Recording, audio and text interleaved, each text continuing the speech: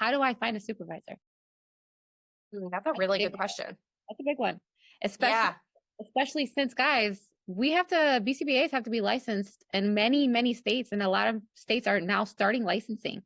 So if you are collecting supervision hours, if your state requires licensing, your BCBA has to be licensed in that state. Especially if you are not working in the field, then you have to find an online supervisor, digital supervision. And there are a couple companies, right? Nicole, you're in New York. Everyone also has different standards too. Yeah. But You can't pay for supervision. You cannot pay for LBA supervision in New York State because the whole idea is it's a pay it forward model.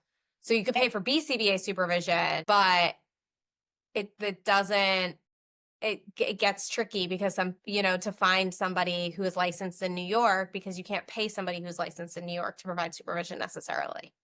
you learn something new every day. And it's like, where do people access that information? Right. So that's why I'm also kind of streamlining that process of being able to kind of like explain what supervision is, but also to help refer you to people that are licensed in those states and those online supervision platforms, and for you guys to be proactive. But also, too, one of the things that you can, if you see somebody that's offers supervision, reach out to them. And if they're not licensed, you can even offer to pay for their licensing to get licensed in the state. So that'll be more motivating for them to take you on as a supervisor, but also it takes time. So Yeah, that's a good idea. I never thought of that. Or Mhm. like connect you, like who do you know who's licensed in the state?